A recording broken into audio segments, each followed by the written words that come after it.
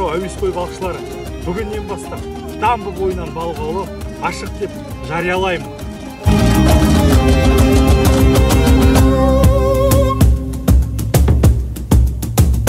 Тірі болсам, қазаққа қызмет етпей қоймаймын.